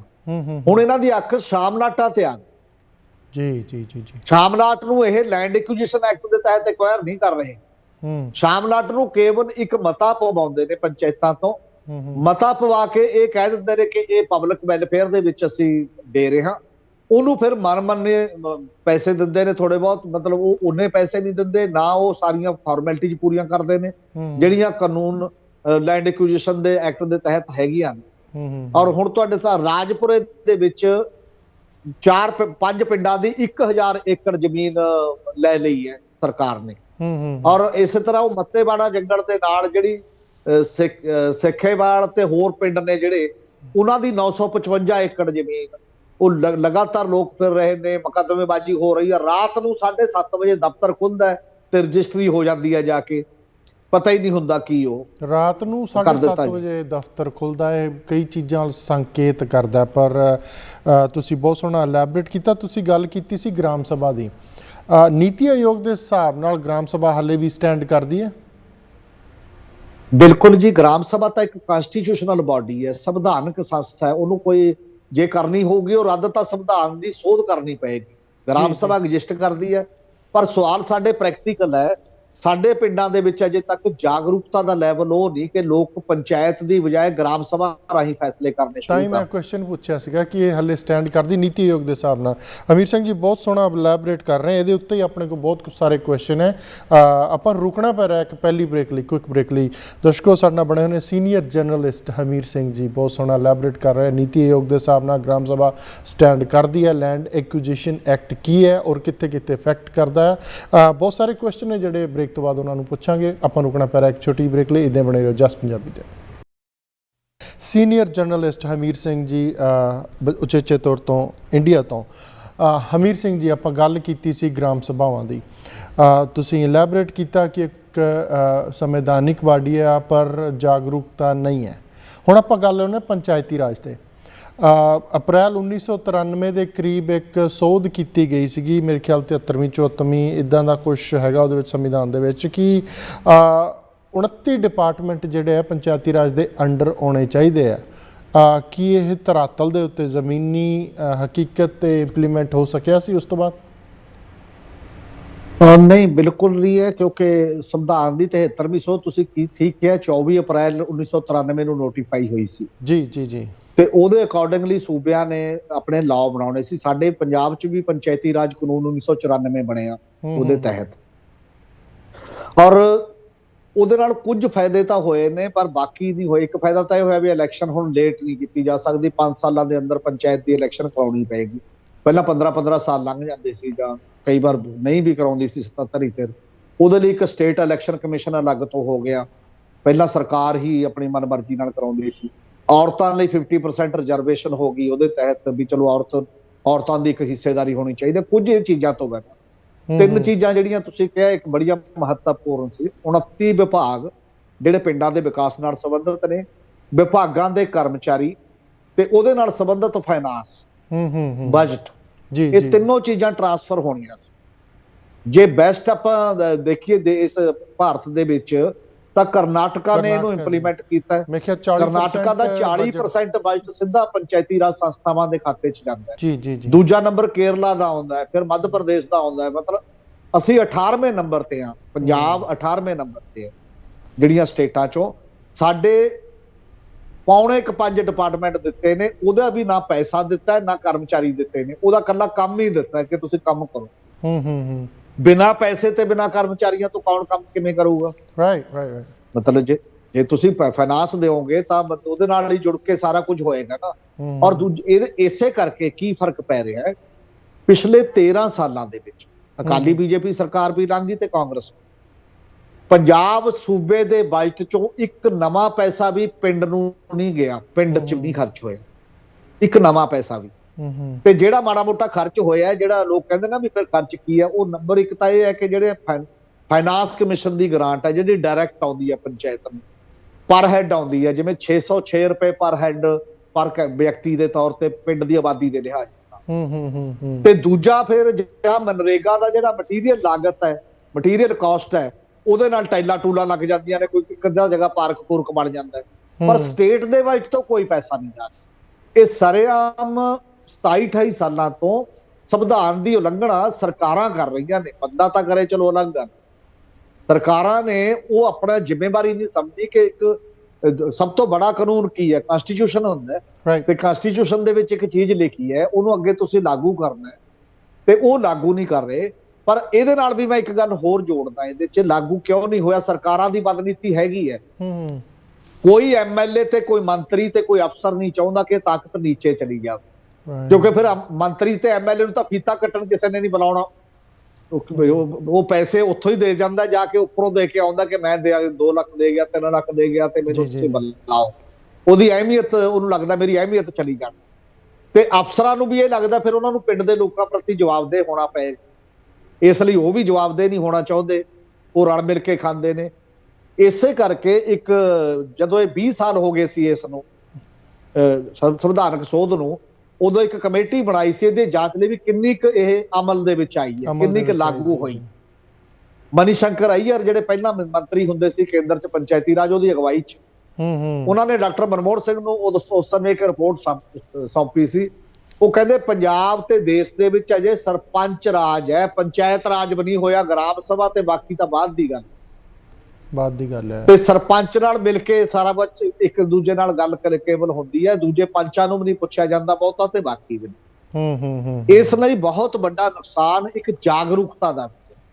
ਤੁਸੀਂ ਦੇਖੋ ਕਿ ਆਪਾਂ ਆਪਣੇ ਪੰਜਾਬ ਦੇ ਪਿੰਡਾਂ ਦੇ ਲੋਕ 1 ਲੱਖ ਨੁਮਾਇੰਦਾ ਚੁਣਦੇ ਨੇ, 87,000 ਪੰਚ ਚੁਣਿਆ ਜਾਂਦਾ ਹੈ, 13,327 ਸਰਪੰਚ ਚੁਣੇ ਜਾਂਦੇ ਨੇ, ਔਰ ਇਸੇ ਤਰ੍ਹਾਂ 3,000 ਦੇ ਕਰੀਬ ਬਲਾਕ ਸੰਮਤੀ ਮੈਂਬਰ ਤੇ 327 ਜ਼ਿਲ੍ਹਾ ਪ੍ਰੀਸ਼ਦ ਮੈਂਬਰ। ਇਹ ਚੁਣਿਆ ਹੋਇਆ ਨੁਮਾਇੰਦਾ ਹੈ। ਇਹ 27 ਸਾਲਾਂ ਤੋਂ ਜੇ ਜਦੋਜਹਿਦ ਕਰਦਾ ਆਪਣੇ ਹੱਕਾਂ ਦੇ ਵਾਸਤੇ। 1 ਲੱਖ ਬਹੁਤ ਵੱਡੀ ਗਿਣਤੀ ਹੁੰਦੀ ਹੈ, 1 ਲੱਖ ਦੇ ਤੌਰ ਤੇ ਉਹ ਵੀ ਚੁਣੇ ਹੋਏ ਬੰਦੇ। ਉਹ ਸੋਝੀ ਨਾ ਹੋਣ ਕਰਕੇ, ਟ੍ਰੇਨਡ ਨਾ ਹੋਣ ਕਰਕੇ ਸ਼ਾਇਦ ਉਹ ਵੀ ਆਪਣੇ ਫਰਜ਼ ਨੂੰ ਪਛਾਣ ਨਹੀਂ ਪਾਏ, ਆਪਣੀ ਲੜਾਈ ਨਹੀਂ ਲੜ ਪਾਏ ਜਿਹੜੀ ਲੜਾਈ ਉਹਨਾਂ ਨੂੰ ਲੜਨੀ ਚਾਹੀਦੀ ਸੀ। ਜੀ ਹਮੀਰ ਸਿੰਘ ਜੀ, ਪਤਾ ਗੱਲ ਅਗੇਨ ਮੈਂ ਗੋਇੰਗ ਬੈਕ ਟੂ ਕਰਨਾਟਕਾ, ਜੇ ਉਹ ਸਟੇਟ 40% ਆਪਦੇ ਬਜਟ ਚੋਂ ਪੰਚਾਇਤੀ ਰਾਜ ਨੂੰ ਦੇ ਸਕਦਾ, ਮੈਨੂੰ ਨਹੀਂ ਪਤਾ ਜ਼ਮੀਨੀ ਹਕੀਕਤ ਕੀ ਹੈ ਕਿ ਉਹਨਾਂ ਦੀ ਪਿੰਡਾਂ ਦੀ ਵਿਕਾਸ ਦਰ ਕਿੰਨੀ ਹੈ, ਪਰ ਬਾਕੀ ਦੇ ਸਟੇਟਾਂ 'ਚ ਕੀ ਪ੍ਰੋਬਲਮ ਹੈ? ਉੱਥੇ ਕਿਉਂ ਨਹੀਂ ਇਹ ਇੰਨਾ ਬਜਟ ਉੱਥੇ ਪਹੁੰਚ ਰਿਹਾ ਪਿੰਡਾਂ ਤੱਕ? ਕੋਈ ਪ੍ਰੋਬਲਮ ਨਹੀਂ ਹੈ। ਮੈਨੂੰ ਲੱਗਦਾ ਸੱਤਾ ਦੀ ਮਾਈਂਡ ਸੈਟ ਦੀ ਗੱਲ ਹੈ ਇੱਕ ਤਾਂ, ਕਿ ਸੱਤਾਧਾਰੀ ਧਿਰ ਕਿਸ ਲੈਵਲ ਤੇ ਸੋਚਦੀ ਹੈ, ਬਿਊਰੋਕ੍ਰੇਸੀ ਕਿੰਨੀ ਹਾਵੀ ਹੈ ਉਹਦੇ ਤੇ, ਇਹ ਵੀ ਇੱਕ ਕਾਰਨ ਹੈ। ਇੱਕ ਲੋਕਾਂ ਦੀ ਜਾਗਰੂਕਤਾ ਕਿਸ ਲੈਵਲ, ਕਿਉਂਕਿ ਕਰਨਾਟਕਾ, ਕੇਰਲਾ ਵਗੈਰਾ 'ਚ ਨਾ ਜਿਹੜੇ ਹੇਠਲੇ ਲੈਵਲ ਦੀਆਂ ਗ੍ਰਾਮ ਸਭਾਵਾਂ ਦੇ ਮੀਟਿੰਗਾਂ ਵਗੈਰਾ, ਉਹ ਕਾਫੀ ਲੰਬੇ ਸਮੇਂ ਤੋਂ ਪਹਿਲਾਂ ਵੀ ਲੋਕਾਂ ਦੀ ਇਨਵੋਲਵਮੈਂਟ ਰਹੀ ਹੈ ਪਾਲਿਸੀ ਬਣਾਉਣ ਦੇ ਵਿੱਚ, ਇਕੱਠ ਕਰਕੇ ਗੱਲ ਕਰਨ ਦੇ ਵਿੱਚ। ਹਾਲਾਂਕਿ ਪੰਜਾਬ ਦੇ ਕਲਚਰ 'ਚ ਜੇ ਆਪਾਂ ਵਿਰਾਸਤ ਦੀ ਗੱਲ ਕਰੀਏ, ਸਾਡੇ ਸੰਗਤ ਤੇ ਪੰਗਤ ਦਾ ਬਹੁਤ ਪੁਰਾਣਾ ਸਿਧਾਂਤ ਹੈ, ਪੰਚ ਪ੍ਰਧਾਨੀ ਦਾ ਸਿਧਾਂਤ ਹੈ। ਤੇ ਜੇਕਰ ਬੈਠ ਕੇ ਵੀ ਆਪਾਂ ਨੇ ਪੁਰਾਣਾ, ਜਦੋਂ ਇਹ 73ਵੀਂ ਸੋਧ ਬਣੀ ਸੀ, ਆਪਣੇ ਪਿੰਡਾਂ 'ਚ ਨਾਰਮਲੀ ਇਕੱਠ ਕਰ ਲੈਂਦੇ, ਜਿਹੜੇ 4 ਸਿਆਣੇ ਬਜ਼ੁਰਗ ਹੁੰਦੇ ਸੀ, ਉਹ ਮਾਮਲੇ ਨਿਬੇੜ ਦਿੰਦੇ ਸੀ, ਬਹੁਤ ਨਹੀਂ ਸੀ ਜਾਣ। ਪਰ ਹੁਣ ਉਹ ਬਿਲਕੁਲ ਹੀ ਟੁੱਟ ਗਿਆ। ਪਿੰਡ 'ਚ ਅਸਲ 'ਚ ਸਾਡੀ ਸਿਆਸਤ ਨੇ ਧੜੇਬੰਦੀ ਐਡੀ ਵੱਡੀ ਪੈਦਾ ਕਰਤੀ ਕਿ ਹੁਣ ਅਸੀਂ ਇੱਕ ਪਾਰਟੀ ਦੇ ਵੀ 2-2 ਧੜੇ ਹੋ। ਇਹ ਤਾਂ ਕਿਸਾਨ ਅੰਦੋਲਨ ਨਾਲ ਥੋੜਾ ਜਿਹਾ ਫਰਕ ਪਿਆ, ਮਤਲਬ ਦੁਬਾਰਾ ਭਾਈਚਾਰਕ ਸਾਂਝ ਆਈ ਹੈ ਮੁੜ ਕੇ, ਨਹੀਂ ਤਾਂ ਮੁਕੱਦਮੇਬਾਜ਼ੀ ਨਹੀਂ ਇੰਨਾ ਜ਼ਿਆਦਾ ਪੰਜਾਬ ਨੂੰ ਥਾਣਿਆਂ ਦੇ ਵਿੱਚ, ਕਚਹਿਰੀਆਂ ਦੇ ਵਿੱਚ ਰੋੜਿਆ ਪਿਛਲੇ ਸਮੇਂ ਦੇ ਵਿੱਚ, ਕਿਉਂਕਿ ਪਾਰਟੀਆਂ ਕਹਿੰਦੀਆਂ ਨੇ ਉਹਦਾ ਗਰੁੱਪ ਤਾਂ ਖੜਾ ਰਹਿੰਦਾ ਜੇ ਇੱਕ ਦੂਜੇ ਨਾਲ ਕਲੇਸ਼ ਹੋਵੇ, ਪ੍ਰੋਗਰਾਮ ਰੱਖਦੀਆਂ ਨੇ। ਉਹ ਸਿਆਸੀ ਵੰਡਾਂ ਨੇ ਜਿਹੜੀਆਂ ਪਿੰਡਾਂ ਦੇ ਵਿੱਚ ਪਾਈਆਂ ਹੋਈਆਂ, ਉਹਨੇ ਬਹੁਤ ਵੱਡਾ ਪੰਜਾਬ ਦਾ ਨੁਕਸਾਨ ਕੀਤਾ। ਔਰ ਇੱਕ ਜਿਹੜੀਆਂ ਉਹ ਧਿਰਾਂ ਸੀ ਜਿਨ੍ਹਾਂ ਨੇ ਜ਼ਿੰਮੇਵਾਰੀ, ਹੁਣ ਲੋਕਾਂ ਨੂੰ ਜਾਗਰੂਕ ਕਿਹਨੇ ਕਰਨਾ ਹੁੰਦਾ? ਨੰਬਰ 1 ਤਾਂ ਜਾਗਰੂਕ ਕਰਨਾ ਹੁੰਦਾ ਸਿਆਸੀ ਧਿਰਾਂ। ਸਾਰੇ ਦੇਸ਼ਾਂ ਦੇ ਸਿਆਸੀ ਧਿਰਾਂ ਕਹਿੰਦੀਆਂ ਨੇ ਮੇਰਾ ਆਹ ਏਜੰਡਾ, ਤੁਹਾਨੂੰ ਆਹ ਮੈਂ ਲੈ ਕੇ। ਇਹ ਕਿਸੇ ਵੀ ਸਿਆਸੀ ਪਾਰਟੀ ਦਾ 28 ਸਾਲਾਂ ਦੇ ਵਿੱਚ ਮੈਨੀਫੈਸਟੋ ਦਾ ਵੀ ਏਜੰਡਾ ਨਹੀਂ ਰਿਹਾ ਕਿ ਅਸੀਂ ਤੁਹਾਨੂੰ ਡਿਪਾਰਟਮੈਂਟ ਦੇਵਾਂਗੇ, ਅਸੀਂ ਤੁਹਾਨੂੰ ਕਰਮਚਾਰੀ ਦੇਵਾਂਗੇ, ਅਸੀਂ ਬਾਈਕ ਦੇਵਾਂਗੇ। ਉਹ ਕਿਉਂ ਨਹੀਂ ਰਿਹਾ? ਕਿਉਂਕਿ ਸਾਡਾ ਵੋਟਰ ਇੰਨਾ ਕੁ ਜਾਗਰੂਕ ਬਣੀ ਕਿ ਇਹ ਡਿਮਾਂਡ ਕਰ, ਜੇ ਉਹ ਇਹ ਡਿਮਾਂਡ ਕਰਦਾ ਉਹਨੂੰ ਮੈਨੀਫੈਸਟੋ 'ਚ ਪਾਉਣਾ ਪੈਂਦਾ ਤਾਂ ਕੋਈ ਪ੍ਰੈਸ਼ਰ ਹੁੰਦਾ ਇਸ ਸਾਰੇ ਮਾਮਲੇ ਦੇ ਉੱਤੇ, ਉਹ ਦਬਾਅ ਵੀ ਹੈ। ਤੇ ਕਿ ਇਹ ਦਿੱਕਤ ਵਾਲੀ ਗੱਲ ਨਹੀਂ। ਜਿਹੜੇ ਕਰਨਾਟਕਾ ਵਰਗੇ ਬਾਕੀ ਸੂਬੇ ਨੇ ਨਾ, ਜਿੱਥੇ ਕਬਾਇਲੀ ਪਾਪੂਲੇਸ਼ਨ ਕਾਫੀ ਕਈ ਸੂਬਿਆਂ ਦੇ ਵਿੱਚ ਹੋਰ ਵੀ ਹੈ, ਟ੍ਰਾਈਬਲ ਬੈਲਟ ਹੁੰਦੀ ਹੈ, ਉਹ ਕੁਦਰਤ ਦੇ ਜੰਗਲ ਦੇ ਨਾਲ ਇੰਨੇ ਨੇੜਿਓਂ ਜੁੜੇ ਨੇ, ਉਹ ਸਾਰੇ ਜੀਵਨ ਜਾਂਚ ਦਾ ਹਿੱਸਾ ਹੈ ਉਹਨਾਂ ਦੇ ਬਹੁਤ ਵੱਡੇ ਵੱਡੇ ਪੱਧਰ ਦੇ ਉੱਤੇ ਇਹ ਚੀਜ਼ਾਂ। ਇਸ ਕਰਕੇ ਉੱਥੇ ਸਰਕਾਰਾਂ ਨੂੰ ਵੀ ਲੱਗਦਾ ਕਿ ਇਹਦੇ ਨਾਲ ਵੋਟ ਮਿਲਦੀ ਹੈ, ਤੇ ਜੇ ਇਹਦੇ ਨਾਲ ਵੋਟ ਮਿਲਦੀ ਤਾਂ ਕਰ ਦਿੱਤਾ ਜਾਏ। ਸਾਡੇ ਅਜੇ ਇਹਦੇ ਨਾਲ ਵੋਟ ਨਹੀਂ ਮਿਲਦੀ ਇਸ ਕਰਕੇ ਸਾਡਾ ਸਿਆਸਤਦਾਨ ਇਹਨੂੰ ਗੌਲਦਾ ਨਹੀਂ ਹੈ ਕਿ ਆਪਾਂ ਛੱਡੋ। ਅੱਜ ਕੱਲ ਵੀ ਵੋਟਾਂ ਚੱਲਦੀਆਂ ਨੇ ਮਿਸ਼ਨ 22, ਕਦੇ ਕੋਈ ਇਹਦੀ ਗੱਲ ਕਰਦਾ, ਉਹ ਕਹਿੰਦਾ ਮੈਂ 300 ਯੂਨਿਟ ਬਿਜਲੀ ਮੁਫਤ ਦੇਊਂਗਾ, ਉਹ ਕਹਿੰਦਾ ਮੈਂ 400 ਮੁਫਤ ਦੇਊਂਗਾ, ਉਹ ਕਹਿੰਦਾ ਮੈਂ ਫਲਾਣੇ ਨੂੰ ਆਹ ਕਰੂੰਗਾ। ਸਟੇਟ ਦਾ ਪੱਠਾ ਹੈ, ਆਰਥਿਕ ਤੌਰ ਤੇ ਬੁਰੀ ਤਰ੍ਹਾਂ ਕਰਜ਼ਾਈ ਹੈ, 3 ਲੱਖ ਕਰੋੜ ਦੀ ਕਰਜ਼ਾਈ ਹੋ ਗਈ ਹੈ। ਮਤਲਬ ਬੇਸਿਕ ਗੱਲ ਤੇ ਲੋਕਾਂ ਨੂੰ ਤਾਕਤ ਦਿਓਗੇ, ਲੋਕ ਆਪਣੇ ਫੈਸਲੇ ਆਪ ਕਰਨ ਲੱਗਣਗੇ ਹੇਠਲੇ ਲੈਵਲ ਤੇ। ਇਹ ਗੱਲ ਕੋਈ ਨਹੀਂ ਕਰਦਾ। ਉਹ ਕਹਿੰਦਾ ਮੈਨੂੰ ਬਣਾਓ, ਮੈਂ ਖੈਰਾਤ ਦੇ ਦੂੰਗਾ ਤੁਹਾਨੂੰ, ਜੋ ਵੀ ਆਏਗਾ ਫਿਰ ਤੁਸੀਂ ਆਰਾਮ ਨਾਲ ਬੈਠੇ ਰਹਿਣਾ, ਤੁਸੀਂ ਆਪਣਾ ਮਾਈਂਡ ਅਪਲਾਈ ਨਹੀਂ ਕਰਨਾ, ਤੁਸੀਂ ਆਪਣੇ ਫੈਸਲੇ 'ਚ ਹਿੱਸੇਦਾਰੀ। ਜੀ ਜੀ, ਇਹ ਬਹੁਤ ਵੱਡੀ ਵਜ੍ਹਾ ਹੈ ਪੰਜਾਬ 'ਚ। ਤੇ ਮੈਨੂੰ ਤਾਂ ਇਹ ਵੀ ਲੱਗਦਾ ਕਿ ਦੂਜੀ ਗੱਲ ਇਹ ਸੀ ਕਿ ਸਾਡਾ ਬੌਧਿਕ ਤਬਕੇ ਦੀ ਜ਼ਿੰਮੇਵਾਰੀ ਸੀ। ਫਿਰ ਜੇ ਸਿਆਸਤ ਨਹੀਂ ਕਰਦੀ, ਮੈਂ ਉੱਥੇ ਆ ਰਿਹਾ ਸੀ ਕਿ ਜਿਹੜਾ ਪੜ੍ਹੀ ਲਿਖੀ ਜਮਾਤ ਹੈ, ਇਹ ਜਿਹੜੀ ਜਾਗਰੂਕ ਹੋ ਚੁੱਕੀ ਹੈ, ਉਹਦੀ ਵੀ ਕੋਈ ਜ਼ਿੰਮੇਵਾਰੀ ਬਣਦੀ ਹੈ ਸਮਾਜ ਦੇ ਵਿੱਚ ਕਿ ਉਹ ਵੀ ਜਾ ਕੇ ਜਿਹੜੀ ਆ ਗ੍ਰਾਮ ਸਭਾਵਾਂ ਨੂੰ ਜਾਂ ਜਿਹੜੇ ਪੰਚਾਇਤੀ ਰਾਜ ਬਾਰੇ ਜਿਹੜੇ ਹੱਕ ਹਕੂਕ ਨੇ ਉਹਨਾਂ ਬਾਰੇ ਜਾਣੂ ਕਰਵਾਵੇ। ਸਰ, ਮੈਂ ਬ੍ਰੇਕ ਤੋਂ ਜਾਣ ਤੋਂ ਪਹਿਲਾਂ ਕੁਇਕ ਕੁਐਸਚਨ ਹੈ। ਅੱਜ ਤੋਂ ਕੋਈ 20 ਸਾਲ ਪਹਿਲਾਂ ਜਾਂ ਮੇਰੇ ਖਿਆਲ 18 ਸਾਲ ਪਹਿਲਾਂ ਮਹਿਰੂਮ ਅਰੁਣ ਜੇਤਲੀ ਜੀ, ਪਰਮਾਤਮਾ ਨੂੰ ਆਪਣੇ ਚਰਨਾਂ 'ਚ ਵਾਸਾ ਦੇਵੇ, ਉਹਨਾਂ ਨੇ ਇੱਕ ਸਟੱਡੀ ਦੇ ਵਿੱਚ ਕਿਹਾ ਸੀਗਾ ਕਿ ਇੱਕ ਪਰਿਵਾਰ ਨੂੰ 18 ਚੋਂ ਹੁਣ ਮੈਨੂੰ ਲੱਗਦਾ ਸ਼ਾਇਦ 22-23-24 ਹਜ਼ਾਰ ਰੁਪਇਆ ਹੋ ਗਿਆ, ਕਿ ਇੱਕ ਪਰਿਵਾਰ ਨੂੰ 23-24 ਹਜ਼ਾਰ ਰੁਪਇਆ ਪੰਚਾਇਤੀ ਰਾਜ ਦੇ ਥਰੂ ਮਿਲ ਜਾਣਾ ਚਾਹੀਦਾ ਹੈ ਜੀਵਿਕਾ ਵਾਸਤੇ। ਇਹ ਜ਼ਰੂਰੀ ਬਣਾਉਣਾ ਗੌਰਮੈਂਟਾਂ ਦੀ ਜ਼ਿੰਮੇਵਾਰੀ ਹੈ। ਉਹ ਖਜ਼ਾਨਾ ਮੰਤਰੀ ਵੀ ਰਹੇ ਹੈ, ਉਸ ਤੋਂ ਬਾਅਦ ਹੋਰ ਮੰਤਰਾਲੇ ਵੀ ਉਹਨਾਂ ਕੋਲ ਰਹੇ। ਉਹਨਾਂ ਨੇ ਕੇਸ ਬੇਸ ਤੇ ਕਿਹਾ ਸੀ ਕਿ ਸਟੇਟਾਂ ਦੇ ਕੋਲ ਇੰਨਾ ਇਨਫ ਬਜਟ ਹੈਗਾ ਕਿ ਉਹ ਪੰਚਾਇਤੀ ਰਾਜ ਨੂੰ ਇੰਨਾ ਪੈਸਾ ਦੇ ਸਕਣ, ਜਾਂ ਸੈਂਟਰ ਵੱਲੋਂ ਐਡ ਆਉਣੀ ਸੀ। ਤੇ ਜੇ ਉਹ ਆ ਰਹੀ ਹੈ 20-25 23-24 ਹਜ਼ਾਰ ਰੁਪਇਆ ਹਰੇਕ ਫੈਮਿਲੀ ਨੂੰ ਮਿਲ ਰਿਹਾ, ਤੇ ਕਿਹੜੀ ਸਟੇਟ ਵਿੱਚ ਮਿਲ ਰਿਹਾ? ਅਸਲ ਦੇ ਵਿੱਚ ਉਹ ਇਸ ਗੱਲ ਚੋਂ ਆਇਆ ਸੀ ਕਿਉਂਕਿ ਦੁਨੀਆ ਪੱਧਰ ਦੇ ਉੱਤੇ ਹੁਣ ਜਦੋਂ ਆਰਟੀਫੀਸ਼ੀਅਲ ਇੰਟੈਲੀਜੈਂਸ ਦਾ ਦੌਰ ਹੈ, ਇਹ ਮੰਨਿਆ ਜਾਣ ਲੱਗ ਗਿਆ ਕਿ ਸਭ ਨੂੰ ਰੁਜ਼ਗਾਰ ਦੇਣਾ ਸ਼ਾਇਦ ਮੁਸ਼ਕਲ ਹੋ ਜੇ, ਤਾਂ ਬੰਦਿਆਂ ਨੇ ਜਿਉਂਦਾ ਤਾਂ ਰਹਿਣਾ ਹੈ। ਤੇ ਇੱਕ ਸਰਵੇ ਹੋਇਆ ਕਿ ਫਿਰ ਭਾਰਤ ਦੇ ਵਿੱਚ ਜਿਵੇਂ 4.5 ਮੈਂਬਰਾਂ ਦਾ ਪਰਿਵਾਰ ਹੈ ਐਵਰੇਜ, ਜਿਹੜਾ ਗਿਣਿਆ ਗਿਆ ਸੀ, ਕਿ ਉਸ ਪਰਿਵਾਰ ਦੀਆਂ ਮੁੱਢਲੀਆਂ ਲੋੜਾਂ ਪੂਰੀਆਂ ਕਰਨ ਵਾਸਤੇ ਮਹੀਨੇ ਦੀ ਘੱਟੋ ਘੱਟ ਆਮਦਨ ਕਿੰਨੀ ਹੋਣੀ ਚਾਹੀਦੀ ਹੈ, ਜਿਹੜੀ ਮਿਨੀਮਮ ਬੇਸਿਕ ਇਨਕਮ ਦਾ ਕਨਸੈਪਟ। ਉਹਦੇ 'ਚ ਉਦੋਂ ਉਹਨਾਂ ਨੇ 18,000 ਅੰਦਾਜ਼ਾ ਲਾਇਆ ਸੀ, ਤੇ ਫਿਰ ਹੁਣ ਉਹ 24,000 ਸੀ ਉਸ ਤੋਂ ਬਾਅਦ। ਪਰ ਜਿਹੜਾ ਸਾਡੇ ਆਇਆ, ਜਿਵੇਂ ਫਿਰ ਵੀ ਇਹਦੇ 'ਚ ਵੀ ਵੇਰੀ ਕਰਦਾ, ਪੰਜਾਬ ਦੇ ਅਲੱਗ ਹੋਏਗਾ, ਬਿਹਾਰ ਦਾ ਅਲੱਗ, ਇਹ ਔਸਤਨ ਹੈ, ਔਸਤ ਸੀਗਾ। ਹੁਣ ਇੱਕ ਗੱਲ ਇਹ ਸਾਹਮਣੇ ਆ ਰਹੀ ਹੈ ਵੀ ਘੱਟੋ ਘੱਟ ਗੌਰਮੈਂਟ ਦਾ ਜਿਹੜਾ ਸਭ ਤੋਂ ਹੇਠਲੇ ਦਰਜੇ ਦਾ EMPLOYE ਉਹ PN ਹੈ ਮੰਨਿਆ ਜਾਂਦਾ, ਜੋ ਉਹਨੂੰ ਲੱਗਦੇ ਸਾਰ ਆਮਦਨ ਹੁੰਦੀ ਹੈ, ਉਹਨੂੰ 25,000 ਰੁਪਇਆ ਮਿਲਦਾ ਲੱਗਦੇ ਸਾਰ ਪੰਜਾਬ ਦੇ ਵਿੱਚ। ਘੱਟੋ ਘੱਟ ਉਨੀ ਆਮਦਨ ਯਕੀਨੀ ਬਣਾਉਣੀ ਬੜੀ ਜ਼ਰੂਰੀ ਹੈ, ਇਨਸ਼ੋਰ ਕਰਨਾ, ਜੇਕਰ ਤੁਸੀਂ ਚਾਹੁੰਦੇ ਹੋ ਕਿ ਲੋਕ ਗਰੀਬੀ ਤੋਂ ਉੱਪਰ ਆਉਣ, ਲੋਕਾਂ ਦੀਆਂ ਮੁੱਢਲੀਆਂ ਲੋੜਾਂ ਪੂਰੀਆਂ ਹੋਣ। ਅਕੋਰਡਿੰਗ ਟੂ ਜੋ ਜੇਟਲੀ ਸਾਹਿਬ ਪੈਸਾ ਕਿਵੇਂ ਅਰੇਂਜ ਕਰਨਾ ਹੈ, ਇਹ ਉਦੋਂ ਅਗਲਾ ਸਵਾਲ। ਅਕੋਰਡਿੰਗ ਟੂ ਜੋ ਜੇਟਲੀ ਸਾਹਿਬ ਕਹਿ ਰਹੇ ਸੀ, ਉਹ ਕਹਿੰਦੇ ਕਿ ਇਹ ਸਰਕਾਰਾਂ ਦੀ ਜ਼ਿੰਮੇਵਾਰੀ ਹੁੰਦੀ ਹੈ, ਕਿ ਉਹ ਸਟੇਟ ਗਵਰਨਮੈਂਟ ਨੂੰ ਇਸ਼ਾਰਾ ਕਰ ਰਹੇ ਸੀ ਕਿ ਸੈਂਟਰਲ ਗਵਰਨਮੈਂਟ ਨੂੰ ਨਹੀਂ, ਉਹ ਦੋਨਾਂ ਗਵਰਨਮੈਂਟਾਂ ਦੀ ਜ਼ਿੰਮੇਵਾਰੀ ਮਿਲ ਕੇ। ਉਹ ਕਹਿੰਦੇ ਸੀ ਕੁਛ ਬੋਝ ਉਹ ਚੱਕਣ, ਕੁਛ ਅਸੀਂ ਚੱਕਾਂਗੇ। ਪਰ ਸਾਡੇ ਸਿਸਟਮ ਇਹ ਹੈ ਕਿ ਪੈਸਾ ਜਿਹੜਾ ਟੋਟਲ ਟੈਕਸ ਕਲੈਕਸ਼ਨ ਦਾ ਪੈਸਾ ਹੈ, GST ਤੋਂ ਬਾਅਦ ਤਾਂ ਉਦੋਂ ਵੀ ਜ਼ਿਆਦਾ ਹੋ ਗਿਆ, ਉਹ ਜੇ ਕੇਂਦਰ ਸਰਕਾਰ ਕੋਲ ਜਾਂਦਾ ਸਾਰਾ, ਬਹੁਤ ਥੋੜਾ ਹਿੱਸਾ ਸਟੇਟਾਂ ਕੋਲ ਬਚਦਾ ਹੈ, ਤਾਂ ਸਟੇਟਾਂ ਨਹੀਂ ਦੇ ਸਕਦੀਆਂ, ਫਿਰ ਤਾਂ ਯੂਨੀਅਨ ਗਵਰਨਮੈਂਟ ਨੂੰ ਹੀ ਜ਼ਿਆਦਾ ਉਹਦੇ 'ਚ ਇੱਕ ਦੇਣਾ ਪਏਗਾ। ਜਾਂ ਫਿਰ ਤੁਸੀਂ ਫੈਡਰਲ ਸਟਰਕਚਰ ਬਣਾਓ, ਉਹਨਾਂ ਪੈਸਾ ਟ੍ਰਾਂਸਫਰ ਸਟੇਟਾਂ ਕੋਲ ਜਾਵੇ ਤੇ ਬਾਕੀ ਦਾ ਪੈਸਾ ਕੇਂਦਰ ਕੋਲ ਜਾਵੇ, ਜਿੰਨੀਆਂ ਉਹਦੀਆਂ ਲੋੜਾਂ ਨੇ। ਫਿਰ ਸੂਬਿਆਂ ਨੂੰ ਦਿਓ ਸਾਰੀ ਜ਼ਿੰਮੇਵਾਰੀ ਕਿ ਤੁਹਾਡੇ ਕੋਲ ਪੈਸਾ ਆਪਣੇ ਮੁਤਾਬਕ ਆ ਰਿਹਾ ਤੇ ਤੁਸੀਂ ਉਸ ਲੈਵਲ ਤੇ ਕਰ ਸਕਦੇ ਹੋ। ਸਟੇਟਾਂ ਤਾਂ ਪਹਿਲਾਂ ਹੀ ਬੈਂਕਰਪਟ ਹੋਈਆਂ ਨੇ, ਮਤਲਬ ਦਿਵਾਲੀਆਪਣ ਦੇ ਕਗਾਰ ਤੇ ਨੇ ਬਹੁਤ ਜ਼ਿਆਦਾ ਸਟੇਟਾਂ, ਉਹਨਾਂ ਤੋਂ ਨਹੀਂ ਦਿੱਤਾ ਜਾਣਾ। ਵੱਡੇ ਪੱਧਰ ਦੇ ਜਿਹੜੇ ਬਜਟ ਹੈ, ਔਰ ਗਵਰਨਮੈਂਟ ਆਫ ਇੰਡੀਆ ਇਹ ਕਰਦੀ ਹੈ, 34 ਲੱਖ ਕਰੋੜ ਰੁਪਏ ਦਾ ਕੰਟਰੀ ਦਾ ਬਜਟ ਹੈ। ਉਹਦੇ ਚੋਂ ਲਗਭਗ ਪਿਛਲੇ ਮੋਦੀ ਸਰਕਾਰ ਦੇ ਟੈਨਿਓਰ ਦੇ ਦੌਰਾਨ ਹੀ 14 ਲੱਖ ਕਰੋੜ ਰੁਪਇਆ ਕਾਰਪੋਰੇਟ ਦਾ NPA ਕਹਿ ਕੇ ਮਾਫ ਕਰਤਾ। ਤੇ ਜੇ ਬਾਕੀ ਦੇ ਲੋਕਾਂ ਨੂੰ ਦੇਣਾ ਹੋਵੇ ਤਾਂ ਤੁਸੀਂ ਕਹਿੰਦੇ ਬਹੁਤ ਵੱਡਾ ਹੈ ਜੀ, ਇਹ ਦਿੱਤਾ ਨਹੀਂ ਜਾਣਾ। ਬਾਕੀ ਗੱਲ ਤਾਂ ਅਪਰੋਚ ਦੀ ਹੈ।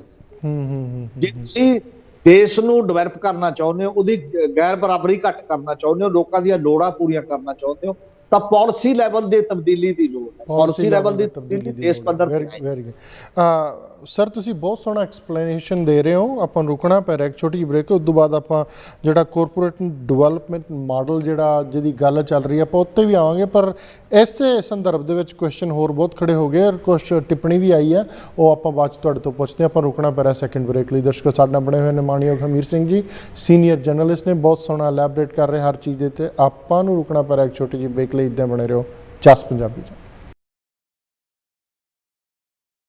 ਗੱਲ ਕੀਤੀ ਸੀ ਲੈਂਡ ਐਕੁਜੀਸ਼ਨ ਐਕਟ ਦੀ। ਇੱਥੇ ਬਹੁਤ ਲੋਕ ਇਹ ਗੱਲ ਪੁੱਛਦੇ ਆ ਕਿ ਦੇਖੋ 4 ਲੇਨ ਹਾਈਵੇਜ਼ ਬਣ ਰਹੇ, ਹਰੇਕ ਸਟੇਟ 'ਚ ਬਣ ਰਹੇ ਆ, ਚਾਹੇ ਟੋਲ ਪਲਾਜ਼ੇ ਲੱਗ ਰਹੇ ਆ, ਪ੍ਰਾਈਵੇਟ ਕੰਪਨੀਆਂ ਬਣਾ ਰਹੀਆਂ, ਪੈਸੇ ਬਣਾ ਰਹੀਆਂ। ਚਲੋ 4 ਲੇਨ ਬਣਨੇ ਚਾਹੀਦੇ। ਤਰੱਕੀ ਦਾ ਇੱਕ ਬਹੁਤ ਵੱਡਾ ਥੰਮ ਹੁੰਦੇ ਨੇ ਜਿਹੜਾ ਕਿ ਟਰਾਂਸਪੋਰਟੇਸ਼ਨ ਤੇ ਕਮਿਊਨੀਕੇਸ਼ਨ ਤੇ ਐਡਮਿਨਿਸਟ੍ਰੇਸ਼ਨ, ਇਹ 3 ਵੱਡੇ ਥੰਮ ਨੇ ਤਰੱਕੀ ਦੇ, ਬਣਨੇ ਚਾਹੀਦੇ ਆ।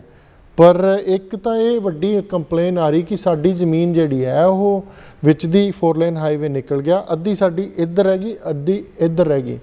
ਸਾਨੂੰ ਟਰੈਕਟਰ ਲੰਘਾਉਣ ਲਈ ਜਾਂ ਇੱਧਰ ਉੱਧਰ ਜਾਣ ਵਾਸਤੇ ਐਗਜ਼ਿਟ ਜਾਂ ਉਹ ਐਕਸੈਸ ਨਹੀਂ ਮਿਲ ਰਿਹਾ, ਸਾਨੂੰ ਬਹੁਤ ਦੂਰ ਤੋਂ ਘੁੰਮ ਕੇ ਆਉਣਾ ਪੈਂਦਾ ਆ। According to land acquisition act, ਕੀ ਉਹਨਾਂ ਕੋਲ ਉਹ ਕੋਈ ਪ੍ਰਾਵਧਾਨ ਹੈਗਾ ਕਿ ਉਹ ਕੋਰਟ ਜਾ ਸਕਣ ਜਾਂ ਪੰਚਾਇਤੀ ਰਾਜ ਦੇ ਥਰੂ ਕੋਈ ਕਿਸੇ ਨਾਲ ਗੱਲ ਕਰ ਸਕਣ ਇਸ ਮਾਮਲੇ ਦੇ ਵਿੱਚ? ਬਿਲਕੁਲ, ਜਦੋਂ ਉਹ ਐਕਵਾਇਰ ਹੁੰਦੀ ਹੈ ਉਦੋਂ ਕੰਡੀਸ਼ਨ 'ਚ ਗ੍ਰਾਮ ਸਭਾਵਾਂ ਲਾ ਸਕਦੀਆਂ ਨੇ। ਪੰਚਾਇਤਾਂ ਨਾਲ ਕੀ ਹੁੰਦਾ, ਪੰਚਾਇਤ 'ਚ ਨਾ ਮੈਂਬਰ ਥੋੜੇ ਹੁੰਦੇ ਨੇ, ਕਿਸੇ 'ਚ 5 7 11 13 ਤੱਕ 15 ਤੱਕ। ਉਹ ਮੈਂਬਰਾਂ ਨੂੰ ਬਹੁਤੀ ਵਾਰ ਮੈਂਬਰਾਂ ਨਾਲ ਐਡਜਸਟਮੈਂਟ ਕਰ ਲੈਂਦੇ ਨੇ ਬੰਦੇ, ਜੇ ਪ੍ਰੈਕਟੀਕਲ ਸਿਚੁਏਸ਼ਨ ਆਪਾਂ ਦੇਖਦੇ ਹਾਂ ਨਾ, ਜੋ ਹਕੀਕਤ ਹੈ ਉਹਨਾਂ ਨਾਲ ਕਿਸੇ ਵੀ ਤਰੀਕੇ ਦੇ ਨਾਲ। ਕਿ ਸ਼ਾਮ ਨੂੰ 7 ਵਜੇ ਆਫਿਸ ਖੁੱਲਦੇ, ਬਹੁਤ ਚੀਜ਼ਾਂ ਐਕਸਪਲੇਨੇਸ਼ਨ ਇਟਸੈਲਫ ਗਿਵਿੰਗ ਮਿਲੀ ਜਾਂਦੀ ਐਕਸਪਲੇਨੇਸ਼ਨ ਉੱਥੇ। ਹਾਂਜੀ, ਉਹ ਚੀਜ਼ ਹੋ ਜਾਂਦੀ ਹੈ। ਜੇ ਜਨਤਕ ਤੌਰ ਤੇ ਗ੍ਰਾਮ ਸਭਾਵਾਂ ਬੁਲਾ ਕੇ ਜਿਹੜੇ ਪਿੰਡ ਦੀ ਵੀ ਜ਼ਮੀਨ ਉਹਦੇ 'ਚ ਆ ਰਹੀ ਹੈ, ਹਰ ਗ੍ਰਾਮ ਸਭਾ ਰੈਜੂਲੇਸ਼ਨ ਜੀ ਲੈਂਡ ਜਿਹੜੀ ਹੈ ਉਹ ਗ੍ਰਾਮ ਸਭਾ ਨੂੰ ਬਿਲੋਂਗ ਕਰਦੀ ਹੈ, ਨਾ ਕਿ ਪੰਚਾਇਤ ਐਗਜ਼ੈਕਟਿਵ ਬਾਡੀ ਹੈ। ਜੇ ਸਾਮਲਾਟ ਵੀ ਆਉਂਦੀ ਉਹ ਕੰਡੀਸ਼ਨਰ ਲਾ ਸਕਦੇ ਨੇ ਕਿ ਠੀਕ ਹੈ ਤੁਹਾਡੀ ਜ਼ਰੂਰਤ ਹੈ, ਜੇ ਤੁਸੀਂ ਲੈਣੀ ਹੈ ਇਹ ਜ਼ਮੀਨ ਤਾਂ ਇੰਨੇ ਦੂਰ ਸਾਨੂੰ ਲਾਂਘਾ ਦੇਣਾ ਪਏਗਾ, ਆਹ ਚੀਜ਼ਾਂ ਸਾਡੀਆਂ ਕਰਨੀਆਂ ਪੈਣ। ਜੀ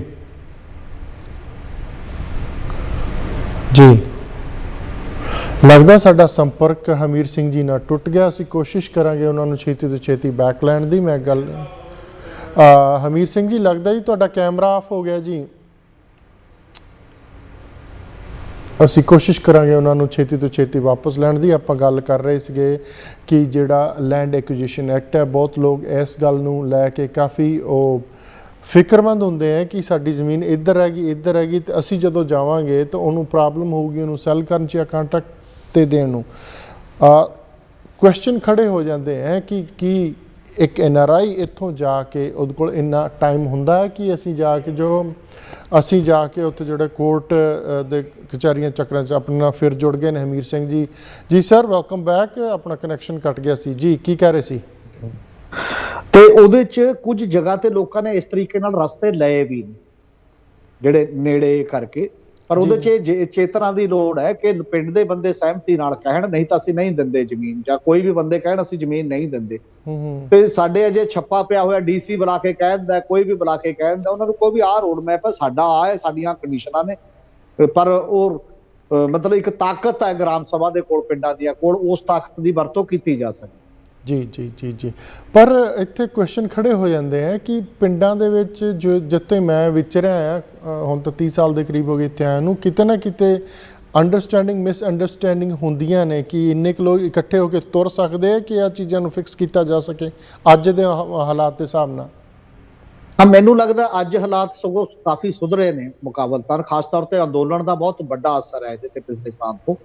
ਇਦੋਂ ਪਹਿਲਾਂ ਵੀ ਕਈਆਂ ਗ੍ਰਾਮ ਸਭਾ ਦੇ ਵਿੱਚ ਇਹ ਹੈ ਕਿ ਸਰਪੰਚ ਤਾਂ ਜਦੋਂ ਮਰਜ਼ੀ ਬੁਲਾ ਕੇ ਫੈਸਲਾ ਕਰ ਸਕਦਾ, ਉਹਦੇ 'ਚ 10%, ਉਹਦੇ 'ਚ 20% ਵੋਟਰਾਂ ਦਾ ਹੀ ਹਾਜ਼ਰ ਹੋਣਾ ਜ਼ਰੂਰੀ ਹੈ ਇਜਲਾਸ ਦੇ ਵਿੱਚ। ਉਹਦੀ ਜਿਹੜੀ ਜਨਰਲ ਬਾਡੀ ਦੀ ਮੀਟਿੰਗ ਹੈ, ਜ਼ਰੂਰੀ ਨਹੀਂ ਸਾਰਾ ਪਿੰਡ ਹੋਵੇ, 20% ਵੀ ਆ ਜਾਂਦੇ ਨੇ ਤਾਂ ਵੀ ਇਹ ਮੰਨਿਆ ਜਾਂਦਾ। ਤੇ ਦੂਜੀ ਗੱਲ ਇਹ ਹੈ ਜੇ ਸਰਪੰਚ ਨਹੀਂ ਵੀ ਬੁਲਾਉਂਦਾ, ਪੰਚਾਇਤ ਇੱਕ ਪਾਸੇ ਹੋ ਜੇ, ਮੰਨ ਲਓ ਕਿਸੇ ਨਾਲ ਰਲ ਜੇ, ਤਾਂ ਇਹ 20% ਵੋਟਰਾਂ ਨੂੰ ਕਾਨੂੰਨ 'ਚ ਹੱਕ ਹੈ, ਉਹ ਦਸਤਖਤ ਕਰਕੇ ਆਪਣੀ ਮੀਟਿੰਗ ਆਪ ਸੱਦ ਸਕਦੇ ਨੇ, ਤੇ ਸੱਦ ਕੇ ਵੀ ਉਹਦਾ ਕਾਨੂੰਨੀ ਜਿਹੜਾ ਅਸਰ ਹੈ ਉਹ ਵੀ ਉਹਦੇ ਬਰਾਬਰ ਦਾ ਹੀ ਅਸਰ।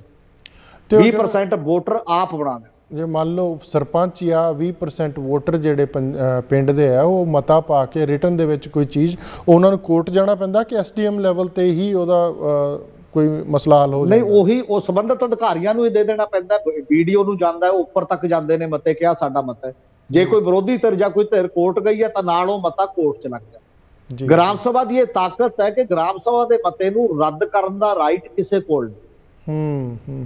ਇਹ ਸ਼ਾਇਦ ਅਸਲ ਚ ਇਹ ਤਾਂ ਇੰਪੋਰਟੈਂਟ ਇਹ ਮੁੱਦਾ ਉੱਠਿਆ ਵੀ ਸੀ ਜਦੋਂ ਕਿਸਾਨਾਂ ਦੇ ਮੰਗਾਂ ਨਹੀਂ ਮੰਨੀਆਂ ਜਾ ਰਹੀਆਂ ਸੀਗੀਆਂ ਉੱਥੇ ਦਿੱਲੀ ਦੇ ਵਿੱਚ।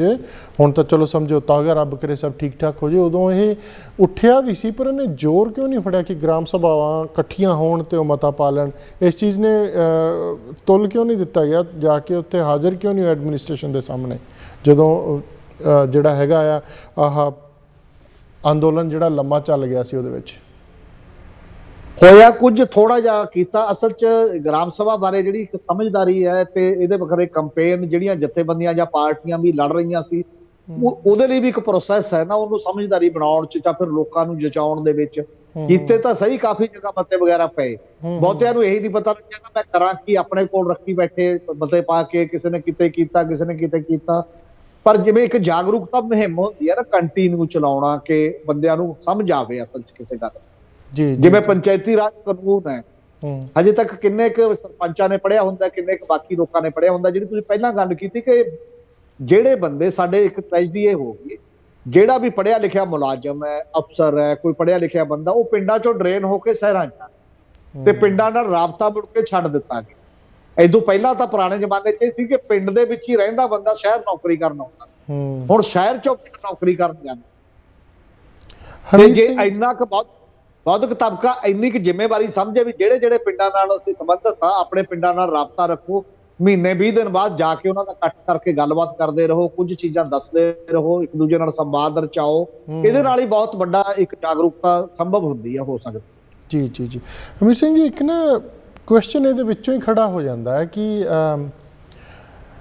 ਆਪਾਂ at the end of the day central government ਤੇ ਹੀ ਡਿਪੈਂਡ ਕਰਦੇ ਹਾਂ। ਆਪਣਾ ਸਟੇਟ ਕੋਲੇ ਕੋਈ ਖਾਸ ਹੈ ਨਹੀਂ, ਕਿਉਂਕਿ ਜੇ ਬਾਰਦਾਨਾ ਆਉਂਦਾ ਆ ਉਸ ਸੈਂਟਰਲ ਗੌਰਮੈਂਟ ਭੇਜਦੀ, ਰੇਲ ਗੱਡੀਆਂ ਚਲਾਉਂਦੀ ਉਹ ਚਲਾਉਂਦੇ ਆ। ਹੁਣ ਤੁਸੀਂ ਲੇਟਲੀ ਦੇਖਿਆ ਹੋਣਾ, ਖਾਸ ਕਰਕੇ ਪੰਜਾਬ ਤੇ ਹਰਿਆਣੇ ਦੇ ਵਿੱਚ ਖਾਦ ਦੀ ਬੜੀ ਘਾਟ ਆਈ ਹੋਈ ਹੈ। ਇੱਕੋ ਦਮ ਇਹ ਕੀ ਹੋਇਆ ਕਿ ਖਾਦ ਦੀ ਇੰਨੀ ਵੱਡੀ ਘਾਟ? ਪਿਛਲੇ ਸਾਲ ਵੀ ਅੰਦੋਲਨ ਚੱਲ ਰਿਹਾ ਸੀ, ਖਾਦ ਦੀ ਕਮੀ ਨਹੀਂ ਆਈ। ਕਹਿਣ ਦਾ ਮਤਲਬ ਕੇਂਦਰ ਤੁਹਾਡੀ ਕਿਤੇ ਵੀ ਖੜ ਕੇ ਵਾਹ ਮਰੋੜ ਸਕਦਾ ਹੈ। ਆਪਾਂ ਨੂੰ ਉਹਨਾਂ ਦੇ ਕਹਿ ਮੁਤਾਬਕ ਚੱਲਣਾ ਪਊਗਾ ਜਾਂ ਫਿਰ ਸੰਘਰਸ਼ ਕਰਨਾ ਪਊਗਾ। ਅਖੀਰ ਐਂਡ ਆਫ ਦਾ ਡੇ ਇਹੀ ਹੈ ਨਾ ਆਪਣੇ ਕੋਲ, ਕਿ ਕੋਈ ਹੋਰ ਰਸਤਾ ਵੀ ਹੈਗਾ? ਤੇ ਇਹਦੇ ਚ ਦੋ ਤਿੰਨ ਕੁਛ ਤਾਂ ਸਾਡੀਆਂ ਗਵਰਨਮੈਂਟਾਂ ਦੀਆਂ ਵੀ, ਸਟੇਟ ਗਵਰਨਮੈਂਟਾਂ ਦੀਆਂ ਨਲਾਇਕੀਆਂ ਵੀ ਹੁੰਦੀਆਂ ਨੇ, ਨਾਕਾਬਲੀਅਤਾਂ ਹੁੰਦੀਆਂ ਨੇ। ਕੁਛ ਕੇਂਦਰ ਦਾ ਤਾਂ ਹੈ ਹੀ ਹੈ। ਸਾਡਾ ਸਿਸਟਮ ਟਰੂਲੀ ਫੈਡਰਲ ਸਿਸਟਮ ਨਹੀਂ ਹੈ। ਸੱਚੇ ਅਰਥਾਂ ਚ ਮਤਲਬ ਰਾਜਾਂ ਨੂੰ ਉਨੇ ਅਧਿਕਾਰ ਨਹੀਂ ਹੈ ਜਿੰਨੇ ਹੋਣੇ ਚਾਹੀਦੇ ਨੇ। ਇਹ ਲੜਾਈਆਂ ਸ਼ੁਰੂ ਤੋਂ ਪੰਜਾਬ ਵੀ ਲੜਦਾ ਆ ਰਿਹਾ ਹੈ, ਹੋਰ ਸਟੇਟਾਂ ਵੀ ਆਵਾਜ਼ ਉਠਾ ਰਹੀਆਂ ਨੇ ਲਗਾਤਾਰ। ਮਮਤਾ ਬੈਨਰਜੀ ਲਗਾਤਾਰ ਆਵਾਜ਼ ਉਠਾ ਰਹੀ ਹੈ, ਤਾਮਿਲਨਾਡੂ ਉਠਾ ਰਿਹਾ ਹੈ, ਵੱਖ-ਵੱਖ ਸਟੇਟਾਂ ਉਠਾ ਰਹੀਆਂ। ਇਹਦੇ ਲਈ ਤਾਂ ਜੱਦੋ-ਜਹਿਦ ਕਿ ਜਿੰਨਾ ਵੱਡੇ ਪੱਧਰ ਤੇ ਵੱਖ-ਵੱਖ ਸਰਕਾਰਾਂ ਸੂਬਿਆਂ ਦੀਆਂ ਮਿਲ ਕੇ ਕੇਂਦਰ ਨੂੰ ਇਹ ਕਹਿਣਗੀਆਂ। ਕਿਉਂਕਿ ਪਹਿਲਾਂ ਵੀ ਜੇ ਆਪਾਂ ਗੱਲ ਕਰੀਏ, ਜਦੋਂ ਧਰਮ ਯੁੱਧ ਮੋਰਚਾ ਸੀ, ਸਰਕਾਰੀਆ ਕਮਿਸ਼ਨ ਬਣਿਆ ਸੀ ਕੇਂਦਰ ਰਾਜ ਸੰਬੰਧਾਂ ਨੂੰ ਮੁੜ ਪ੍ਰਭਾਸ਼ਿਤ ਕਰਨ ਵਾਸਤੇ। ਉਦੋਂ ਬਾਅਦ ਪੁੰਛੀ ਕਮਿਸ਼ਨ ਬਣਿਆ, ਪਰ ਉਹ ਕਮਿਸ਼ਨ ਬਣੇ ਰਹਿ ਕੇ ਤੇ ਉਦੋਂ ਬਾਅਦ ਅਮਲ ਦੇ ਵਿੱਚ ਨਹੀਂ ਆਏ। ਅਮਲ ਦੇ ਵਿੱਚ ਤਾਂ ਇੱਕ ਪੋਲੀਟੀਕਲ ਲੜਾਈ ਹੈ ਤੇ ਲੜਾਈ ਦੇ ਤੌਰ ਤੇ। ਪਰ ਜਿਹੜੇ ਹੈਗੇ ਨੇ ਇਹ ਚੀਜ਼ਾਂ ਸਾਡੇ, ਮੰਨ ਲਓ ਬਾਰਦਾਨੇ ਦਾ, ਬਾਰਦਾਨਾ ਬੰਗਾਲ ਤੋਂ ਖਰੀਦਣਾ ਸੀ। ਹੁਣ ਜਿਹੜੀ 1998 ਤੋਂ ਡੀਸੈਂਟਰਲਾਈਜ਼ਡ ਪ੍ਰੋਕਿਉਰਮੈਂਟ ਪਾਲਿਸੀ ਹੈ, ਪਹਿਲਾਂ ਸੂਬਾ ਸਰਕਾਰ ਖਰੀਦਦੀ ਹੈ, ਮੁੜ ਕੇ ਉਹ ਰੀਇੰਬਰਸ ਕਰਦਾ ਕੇਂਦਰ ਉਹਨੂੰ, ਸਾਰਾ ਜ਼ਿੰਮੇਵਾਰੀ। ਸਾਡੇ ਮੰਤਰੀ ਸੰਤਰੀ ਤੇ ਅਧਿਕਾਰੀ ਵੀ ਸਮੇਂ ਸਿਰ ਆਰਡਰ ਇਸ ਕਰਕੇ ਨਹੀਂ ਦਿੰਦੇ ਕਿਉਂਕਿ ਉਹ ਹਿੱਸਾ ਪੱਤੀ ਜਿੰਨਾ ਚਿਰ ਪ੍ਰੋਪਰ ਤੈਅ ਨਹੀਂ ਹੋ ਜਾਂਦੀ ਉਹਨਾਂ ਚਿਰ ਟਾਈਮ ਤੇ ਨਹੀਂ ਆਉਂਦਾ। ਸਾਨੂੰ ਪਤਾ ਬਾਰਦਾਨਾ ਇੰਨਾ ਚਾਹੀਦਾ, ਜੇ ਪਤਾ ਵੀ ਕਣਕ ਦਾ ਚਾਹੀਦਾ, ਹੁਣੇ ਆਰਡਰ ਕਿਉਂ ਨਹੀਂ ਹੁੰਦਾ? ਉਹ ਨੇੜੇ ਜਾ ਕੇ ਕਿਉਂ ਨਹੀਂ ਹੁੰਦਾ? ਰਾਈਟ ਹੈ ਨਾ। ਹਾਂ, ਡੀਏਪੀ ਦੀ ਕਿੱਲਤ ਇਹ ਹੈ, ਡੀਏਪੀ ਦੀ ਇੱਕ ਕਿੱਲਤ ਹੈ ਕਿ ਡੀਏਪੀ ਭਾਰਤ ਦੇ ਵਿੱਚ ਬਣਦਾ ਹੀ ਨਹੀਂ। 99% ਇਹ ਇੰਪੋਰਟ ਕੀਤਾ ਜਾਂਦਾ ਵੱਖ-ਵੱਖ ਦੇਸ਼ਾਂ। ਇਸ ਵਾਰ ਇਸ ਕਰਕੇ ਹੋ ਗਿਆ ਕਿ ਚਾਈਨਾ ਨੇ ਆਪਣੇ ਤੇ ਪੂਰੀ ਐਕਸਪੋਰਟ ਤੇ ਹੀ ਪਾਬੰਦੀ ਲਾ ਕੇ ਰੱਖੀ ਤੇ ਉਹਦੇ ਨਾਲ ਬਹੁਤ ਵੱਡੀ ਮਾਰਕੀਟ ਹਿੱਲੀ ਹੈ ਤੇ ਉਹਦੇ ਨਾਲ ਬਹੁਤ ਵੱਡੇ ਰੇਟ ਵਧੇ ਨੇ। ਹੁਣ ਵਧਿਆ ਹੋਇਆ ਰੇਟ ਕੇਂਦਰ ਸਰਕਾਰ ਦੇਣਾ ਨਹੀਂ ਚਾਹੁੰਦੀ ਤੇ ਜੇ ਉਹ ਵਧਿਆ ਹੋਏ ਰੇਟ ਤੇ ਖਰੀਦ ਕੇ ਕਿਸਾਨਾਂ ਤੇ ਆਉਂਦੀ ਹੈ ਤਾਂ ਅੰਦੋਲਨ ਵੀ ਚੱਲ ਰਿਹਾ ਤੇ ਉਹਨੇ ਨੂੰ ਕਿਸਾਨ ਬਰਦਾਸ਼ਤ ਵੀ ਨਹੀਂ ਕਰ ਸਕਦੇ ਉਹਨਾਂ ਜਿੰਨਾ ਰੇਟ ਵੱਧ ਗਿਆ। ਜੀ ਜੀ ਜੀ ਜੀ ਜੀ। ਤੇ ਇਸ ਕਰਕੇ ਇਹ ਕ੍ਰਾਈਸਿਸ ਨੇ, ਜਾਂ ਤਾਂ ਸਰਕਾਰਾਂ ਦੀ ਵਿਲ ਪਾਵਰ ਐਡੀ ਵੱਡੀ ਹੁੰਦੀ ਹੈ ਕਿ ਕੋਈ ਨਹੀਂ, ਬਸ ਇੱਕ ਵਾਰ ਡੀਏਪੀ ਤਾਂ ਲਿਆਓ, ਵਧਿਆ ਰੇਟ ਡਿਸਾਈਡ ਕਰਾਂਗੇ ਅਸੀਂ ਦਿਆਂਗੇ। ਉਹ ਨਹੀਂ ਦੇਣਾ ਚਾਹੁੰਦੀ ਤੇ ਸੂਬਿਆਂ ਕੋਲ ਉਹਨਾਂ ਰਾਈਟ ਨਹੀਂ ਹੈ, ਇਸ ਲਈ ਉਹ ਦੋ ਸਰਕਾਰਾਂ 'ਚ ਕਿਸਾਨ ਪਿਸ ਜਾਂਦਾ ਤੇ ਆਮ ਬੰਦਾ ਉਸ ਲੈਵਲ ਤੇ ਹੋ ਜਾਂਦਾ। ਇੰਟਰਨੈਸ਼ਨਲੀ ਤਾਂ ਇੰਪੋਰਟ ਨਹੀਂ ਕਰ ਸਕਦਾ, ਸਿੰਪਲ ਆਦਮੀ ਥੋੜੀ ਕਰ ਸਕਦਾ, ਉਹ ਤਾਂ ਸਰਕਾਰਾਂ ਦੇ ਕੰਮ। ਹਜ਼ਾਰਾਂ ਸਾਲਾਂ ਤੋਂ ਆਪਾਂ ਉਸ ਕਿੱਤੇ ਦੇ ਵਿੱਚ ਆ, ਉਸ ਧਰਤੀ ਦੇ ਉਸ ਟੁਕੜੇ ਦੇ ਏਸ਼ੀਆ ਸਬ ਕੰਟੀਨੈਂਟ 'ਚ ਆ, ਕੋਈ ਨਾ ਕੋਈ ਤਾਂ ਡਿਵੈਲਪਮੈਂਟ ਹੋਣੀ ਚਾਹੀਦੀ ਸੀ, ਕੋਈ ਐਡਵਾਂਸਮੈਂਟ ਹੋਣੀ ਚਾਹੀਦੀ ਸੀ ਕਿ ਇਸ ਮਹੀਨੇ ਅਸੀਂ ਕਣਕ ਬੀਜਣੀ ਹੈ, ਇਸ ਮਹੀਨੇ ਅਸੀਂ ਝੋਨਾ ਬੀਜਣਾ, ਇਸ ਮਹੀਨੇ ਅਸੀਂ ਨਰਮਾ ਬੀਜਣਾ, ਇਹਨੂੰ ਆਹ ਚੀਜ਼ਾਂ ਚਾਹੀਦੀਆਂ। ਗੌਰਮੈਂਟਾਂ ਕੁਛ ਤਾਂ ਰਿਸਪੌਂਸਿਬਿਲਿਟੀ ਚੱਕਣ ਕਿ ਚਲੋ ਠੀਕ ਆ, ₹1 ਵਧਾਤਾ, ਪਰ ਚੀਜ਼ ਦੀ ਅਵੇਲੇਬਿਲਿਟੀ ਤਾਂ ਮਾਰਕੀਟ ਵਿੱਚ ਹੈਗੀ ਆ। ਹਮੀਰ ਸਿੰਘ ਜੀ, ਤੁਸੀਂ ਬਹੁਤ ਸੋਹਣਾ ਐਲੈਬੋਰੇਟ ਕੀਤਾ। ਆਪਾਂ ਲਾਸਟ ਬ੍ਰੇਕ ਲਈ ਰੁਕਦੇ ਹਾਂ, ਉਸ ਤੋਂ ਬਾਅਦ ਆਪਾਂ ਲਾਸਟ ਸੈਗਮੈਂਟ ਦੇ ਵਿੱਚ ਨਵੀਆਂ ਖਬਰਾਂ ਤੇ ਝਾਤ ਮਾਰਾਂਗੇ, ਖਾਸ ਕਰਕੇ ਕੋਰਪੋਰੇਟ ਡਿਵੈਲਪਮੈਂਟ ਮਾਡਲ ਤੇ। ਦਰਸ਼ਕੋ, ਸਾਡੇ ਨਾਲ ਬਣੇ ਹੋਏ ਨੇ ਮਾਨਯੋਗ ਹਮੀਰ ਸਿੰਘ ਜੀ, ਬਹੁਤ ਸੋਹਣਾ ਐਲੈਬੋਰੇਟ ਕਰ ਰਹੇ ਹਰ ਮੁੱਦੇ ਤੇ। ਇੱਦਾਂ ਬਣੇ ਰਹੋ ਜਸ ਪੰਜਾਬੀ। ਸਾਨੂੰ ਰੁਕਣਾ ਪੈ ਰਿਹਾ ਇੱਕ ਛੋਟੀ ਜਿਹੀ ਬ੍ਰੇਕ ਲਈ। ਸਵਾਗਤ ਜੀ ਤੁਹਾਡਾ ਸਾਰਿਆਂ ਦਾ ਫੇਰ ਪ੍ਰੋਗਰਾਮ ਓਪਨ ਪਲੇਟਫਾਰਮ ਜਸ ਪੰਜਾਬੀ ਦੇ ਮੰਚ ਤੋਂ। ਮੈਂ ਤੁਹਾਡਾ ਗੁਰਲਾਲ ਹਾਜ਼ਰ ਹੁੰਦਾ ਟਿਊਜ਼ਡੇ, ਵੈਨਸਡੇ, ਥਰਸਡੇ। ਆਪਣੇ ਨਾਲ ਜੁੜੇ ਹੋਏ ਨੇ ਮਾਨਯੋਗ Hamir Singh ji. Hamir Singh ji, corporate development model ਬੜਾ ਸਲੋਗਨ ਜਿਹਾ ਬਣਿਆ ਹੋਇਆ ਹੈ। ਤੁਹਾਨੂੰ ਪਹਿਲਾਂ ਦੱਸੋ ਵੀ ਹੈ ਕੀ, ਖਾਸ ਕਰਕੇ ਜਦੋਂ ਦਾ ਕਿਸਾਨੀ ਅੰਦੋਲਨ ਚੱਲ ਰਿਹਾ ਹੈ ਇਹਦੇ ਬੜੇ ਚਰਚੇ ਨੇ, ਇਹਦਾ ਕੀ ਫਾਇਦਾ ਕੀ ਨੁਕਸਾਨ ਹੈ?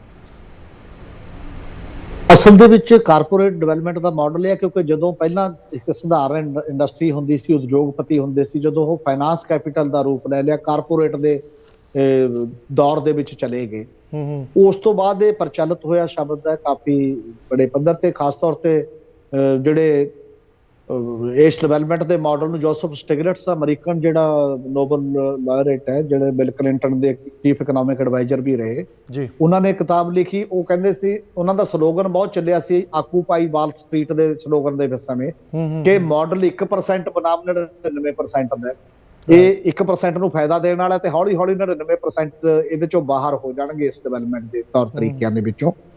ਉਸੇ ਦੇ ਵਿੱਚੋਂ ਹੀ ਇਹ ਨਜ਼ਰ ਆ ਰਿਹਾ। ਫਿਰ ਪਹਿਲਾਂ ਵੱਖ-ਵੱਖ ਚੀਜ਼ਾਂ ਸੀ, ਹੁਣ ਖੇਤੀ ਰਹਿ ਗਈ ਬਿਜ਼ਨਸ ਦੇ ਵਿੱਚ। ਬਾਕੀ ਸੂਬਿਆਂ ਦੇ ਵਿੱਚ ਕਾਰਪੋਰੇਟ ਬਹੁਤ ਤੇਜ਼ੀ ਨਾਲ ਚਲਾ ਗਿਆ ਅੱਗੇ, ਬਲਕਿ ਮੋਨੋਪੋਲਾਈਜ਼ ਵੀ ਹੋ ਰਿਹਾ, ਚਾਹੇ ਉਹ ਇਨਫੋਰਮੇਸ਼ਨ ਟੈਕਨੋਲੋਜੀ ਦਾ ਫੀਲਡ ਹੋਵੇ, ਚਾਹੇ ਉਹ ਬਾਕੀ ਦੀਆਂ ਜਿੰਨੀਆਂ ਸਾਈਡਾਂ ਨੇ।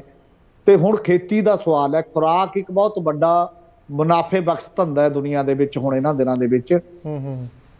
ਤੇ ਉਹ ਹੁਣ ਰੌਲਾ ਇਹ ਹੈ ਕਿ ਇੱਕ ਲੌਜਿਕ ਇਹ ਪੇਸ਼ ਕੀਤਾ ਜਾ ਰਿਹਾ ਖੇਤੀ ਦੇ ਵਿੱਚ ਕਾਰਪੋਰੇਟ ਡਿਵੈਲਪਮੈਂਟ ਦੇ ਮਾਡਲ ਦਾ, ਕਿ ਵਧੀਆ ਖੇਤੀ ਤੇ ਕੁਆਲਿਟੀ ਵਾਲੀ ਖੇਤੀ ਨਵੀਂ ਟੈਕਨੋਲੋਜੀ ਨਾਲ ਕੇਵਲ ਕੰਪਨੀ ਕਰ ਸਕਦੀ ਹੈ, ਸਿੰਪਲ ਸਧਾਰਨ ਕਿਸਾਨ ਨਹੀਂ ਕਰ ਸਕਦਾ, ਉਹਦੀ ਇਹ ਸਮਰੱਥਾ ਨਹੀਂ ਹੈ।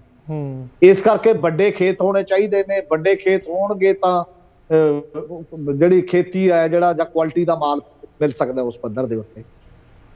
ਪਰ ਕਾਰਪੋਰੇਟ ਦਾ ਜਿਹੜਾ ਬੁਨਿਆਦੀ ਫੰਡਾ ਹੈ ਉਹ ਪ੍ਰੋਫਿਟ ਮੈਕਸਿਮਾਈਜੇਸ਼ਨ। ਲੋਕ ਕਿੱਥੇ ਜਾਂਦੇ ਨੇ, ਨਹੀਂ ਜਾਂਦੇ, ਇਹਦਾ ਕੋਈ ਲਾਗਾ ਦੇਗਾ ਨਹੀਂ। ਇਸੇ ਕਰਕੇ ਆਉਣ ਵਾਲੇ ਦਿਨਾਂ ਦੇ ਵਿੱਚ ਰੁਜ਼ਗਾਰ ਦਾ ਵੱਡਾ ਸੰਕਟ ਪੈਦਾ ਹੋ ਰਿਹਾ। ਇਸੇ ਕਰਕੇ ਆਉਣ ਵਾਲੇ ਦਿਨਾਂ ਦੇ ਵਿੱਚ ਤੁਸੀਂ ਦੱਸਿਆ ਕਿ ਖੇਤੀ ਹੋ ਸਕਦਾ ਇਸ ਚੀਜ਼ ਦੇ ਫਾਇਦੇ ਹੋ ਜਾਣ ਕਿ ਖਾਦ ਟਾਈਮ ਨਾਲ ਆਉਣੀ ਸ਼ੁਰੂ ਹੋ ਜਾਏ। ਕਿਉਂਕਿ ਕਾਰਪੋਰੇਟ ਘਰਾਣਿਆਂ ਦੇ ਹੱਥ 'ਚੋਂ ਸਭ ਕੁਝ ਪੈਸਾ ਜ਼ਿਆਦਾ ਉਹਨੇ ਬਣਾਉਣਾ। ਪਰ ਜਿਹੜੇ ਉਹਦੇ ਤੇ ਨਿਰਭਰ ਲੋਕ ਨੇ ਉਹ ਕਿੱਧਰ ਜਾਣਗੇ? ਬਸ ਉੱਥੇ ਆ ਰਿਹਾ ਕਰੋੜਾਂ ਲੋਕ ਨੇ, ਲੱਖਾਂ ਕਰੋੜਾਂ ਕੀ ਆਪਣਾ ਤਾਂ ਉਹਨਾਂ ਲਈ ਅਲਟਰਨੇਟਿਵ ਕੀ ਹੈ? ਉਹ ਕਿੱਧਰ ਜਾਊਗੀ?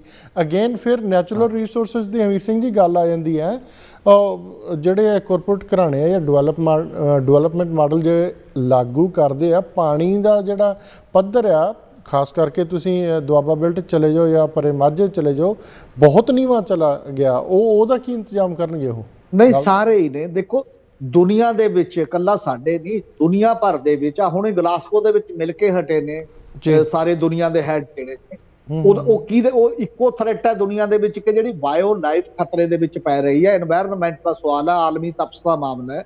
ਇਹ ਬੜਾ ਵੱਡਾ ਸੀਰੀਅਸ ਚੈਲੰਜ ਹੈ। ਦੁਨੀਆ 'ਚ ਦੋ ਚੈਲੰਜ ਨੇ, ਇੱਕ ਚੈਲੰਜ ਵਾਤਾਵਰਨ ਸੰਕਟ ਦਾ, ਦੂਜਾ ਚੈਲੰਜ ਬੇਰੁਜ਼ਗਾਰੀ ਜਾਂ ਗਰੀਬੀ ਅਮੀਰੀ ਦੇ ਪਾੜੇ। ਇਹ ਲਗਾਤਾਰ ਵੱਧ ਰਹੇ ਨੇ। ਇਹ ਕਾਰਪੋਰੇਟ ਡਿਵੈਲਪਮੈਂਟ ਦੇ ਮਾਡਲ ਦੇ ਵਿੱਚ ਇਨਬਿਲਟ ਨੇ। ਉਹਦੀ ਇਹ ਦੇਣ ਹੈ, ਉਹਦੀ ਇਹ ਪੈਦਾਵਾਰ ਹੈ। ਜਿਵੇਂ ਕੁਦਰਤ ਦਾ ਇੱਕ ਨਿਯਮ ਹੈ, ਜੈਸਾ ਬੀਜੋਗੇ ਵੈਸਾ ਵੱਢੋਗੇ। ਜੋ ਚੀਜ਼ ਜਿਵੇਂ ਗੁਰਬਾਣੀ 'ਚ ਆਉਂਦਾ ਨਾ, ਬੀਜੇ ਦਾਖ ਲੋੜੇ ਦਾਖ ਬਜੌਰੀਆਂ ਕਿੱਕਰ ਬੀਜੇ ਜੱਟ।